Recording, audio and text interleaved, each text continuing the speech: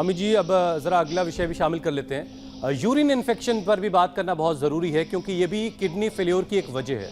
तो और स्वामी जी, महिलाओं में ये परेशानी पुरुषों के मुकाबले ज़्यादा देखी जाती है, तो यूरिन इन्फेक्शन से बचने के क्या क्या उपाय हैं?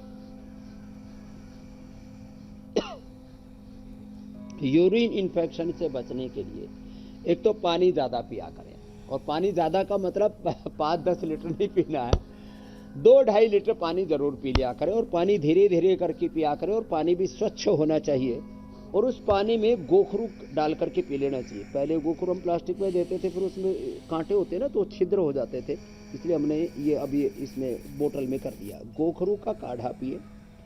यूटीआई के लिए गोखरू से बेहतर कुछ भी नहीं है। वैसे भारत में जो करौंदा होता है वो भी, और विदेशी में जो है अलग अलग प्रकार की बेरीज का भी जूस पीते हैं लोग यूटीआई से बचने के लिए, लेकिन इससे बेहतर कुछ भी नहीं है गोखरू से। गोखरू किसी को बनाने पकाने की दिक्कत हो तो ये ट्राई घनवटी इसी गोखरू की होती है।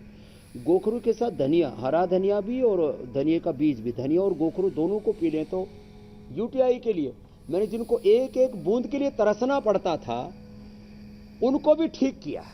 बहुत जबरदस्त है गोखरू और धनिया, ये तो रामबाण। और इसी से एक तो जयश्री बहन आई थी अमेरिका से, उसका 14 क्रिएटिनिन था, उसने खाली धनिया के पानी से, कुछ ने खाली गोखरू के पानी से, कुछ ने खाली नीम और पीपल के पत्तों के रस से अपनी किडनी को ठीक किया। तो ये जो यूटीआई है इसके लिए तो गोखरू रामबाण है, और इसके लिए ट्राई घनवटी भी हमने बना दी है, जो गोखरू का काढ़ा पीने में जिनको थोड़ी दिक्कत होती है तो इजी वे में कर दिया हमने। और ये रिनोग्रिड तो 30 साल के बाद हमने किडनी के लिए अप्रतिम चीज बनाई है। स्वामी जी, ये तो यूरिन ट्रैक इन्फेक्शन से बचने का तरीका है। मुझे कभी भी एक बार भी यूरिन इन्फेक्शन नहीं हुआ।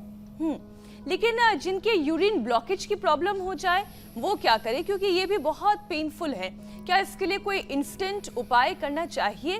अगर है तो वो घरेलू नुस्खा बताएं।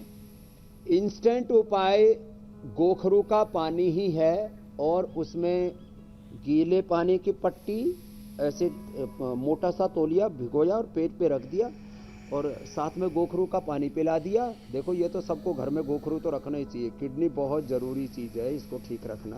नहीं तो पतंजलि चिकित्सालयों से जा कर के ले आए, तुरंत राहत हो जाएगी। और इसमें ठंडे दूध में या ठंडे पानी में हनी डाल के, वैसे मेरा कभी ज़िंदगी में पेट खराब नहीं हुआ, भगवान की कृपा से कभी कोई रोग नहीं हुआ, लेकिन एक बार मुझे याद है करीब 25-30 साल पहले, पता नहीं मैंने पानी कम पिया, काम में लगा रहा, मेरा ऐसे यूरिन में जलन हुई तो मैंने ठंडे पानी में 1 चम्मच शहद डाल करके पी लिया, और विद इन 2-3 मिनट्स मुझे ऐसा लगा जैसे टनों वजन सिर से हट गया हो, पेट से यूरिनरी ब्लड और किडनी से हट गया हो। ठंडे पानी के अंदर हनी डाल करके पीने से भी एकदम से रिलैक्स हो जाते हैं। तो ये छोटे छोटे उपाय हैं जो गोखरू कुलथ, इसका भी पानी पीने से किडनी एकदम जो है। स्वामी जी, बड़ों की तो दिक्कतें समझ में आ रही हैं, तो चंद्रप्रभावटी खाने के बाद और विश्व तेंदुलवटी ले लो।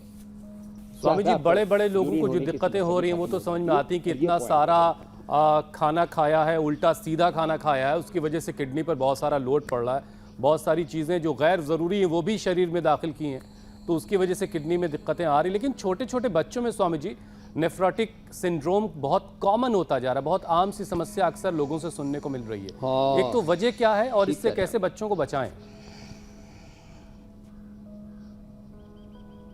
अब इसका आपने बहुत सटीक प्रश्न पूछा है, बड़े समझदार हो गए आप। एक बार भाई मीनाक्षी जी, प्रिया जी, पूजा जी, हुसैन भाई के लिए ताली बजा दो। आजकल इनका योग दिमाग चलने लगा, मुझे तो ऐसा लग रहा है एक दिन ये आदि योगी शिव की तरह महायोगी बन जाएंगे। और आजकल मुस्कुराते भी ज्यादा है। छोटे छोटे बच्चों को, अरे साहब ऐसा लग रहा है जैसे सारी दुनिया की दौलत इनको मिल गई योग करते करते। तो खैर, आपको जो मैं बताना चाह रहा हूँ, ये जो बच्चों को बात बात में एंटीबायोटिक्स देते हैं, जो पैरासीटामोल देते हैं, क्रोसिन, डोलो, अलग अलग ब्रांड से जो बहुत ज़्यादा पैरासीटामोल बच्चों को खिलाते हैं, एंटी एलर्जिक दवाई खिलाते हैं, बच्चों को सर्दी जुकाम के नाम पर दवाई खिलाते हैं। इनके 2 चीज़ों पर सबसे ज़्यादा बुरे असर पड़ रहे हैं, 3 पर बल्कि, लीवर पर, किडनी पर और पेनक्रियाज पर। मैंने छोटे छोटे बच्चों को टाइप 1 डायबिटीज देखा, और सबका मूल खोजने पर 99 का पता लग रहा है कि वो सर्दी की, जुकाम की, कोई एंटीबायोटिक, कोई एंटी एलर्जिक या फिर टाइफाइड के लिए जबकि हमने सब चीज़ों के लिए दवाएं बता रखी हैं कि आपको बुखार के लिए पैरासीटामोल नहीं, गिलोय आप लो, आप जो है खूब कला मुनक्का अंजीर लो, टाइफाइड हो गया, किसी को निमोनिया भी हो गया तो स्वासारी लो और ब्रोनकोम लो।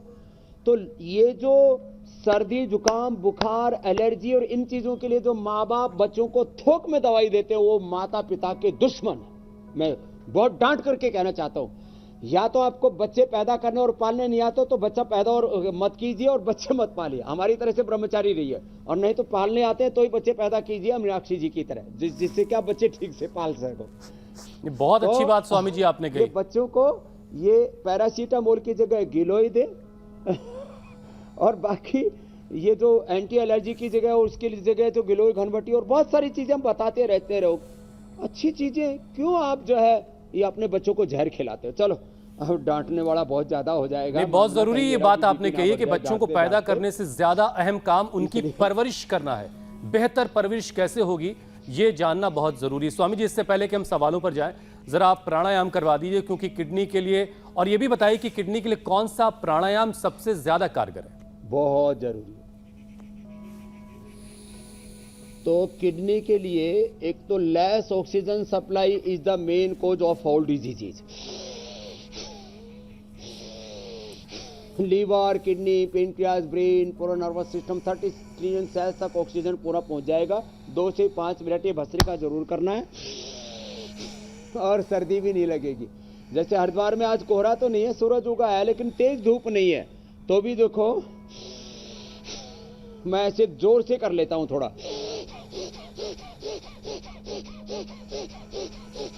तो फिर भीतर का हीटर ऑन हो जाता है। तो भस्त्रिका करें 2 से 5 मिनट, ये सबके लिए जरूरी है, किडनी के लिए भी जरूरी है। दूसरा, किडनी के लिए 2 प्राणायाम सबसे ज्यादा जरूरी है। एक कपालभाति, वो आप पद्मासन में बैठ के, मंडूकासन में बैठ के, और पवन मुक्तासन में, ये कपालभाति बहुत जरूरी है। इससे पूरी किडनी एक्टिवेट रहती है। गति में शक्ति है, बिना गति के दुर्गति है। जहां गति नहीं होती वहां बहुत कूड़ा कचरा इकट्ठा हो जाता है, इसलिए पानी भी जहां ठहर जाता है वहां सड़ जाता है। पानी गतिमान रहता है तो उसको गंगा यमुना सरस्वती कह करके जो है उसको अलग अलग प्रकार के जल, इस्लाम में भी कौन सा एक जल पिया जाता है, मुझे उसका ध्यान नहीं आ रहा, कौन सा आबे जमजम आप बोलते हैं, जल बोलते हैं, उसको लेकर के आते हैं वहां। आबे जमजम स्वामी जी, झमझम, हाँ झमझम तो जमजम स्वामी झमझम तो गतिशील गतिशील आबे झमझम।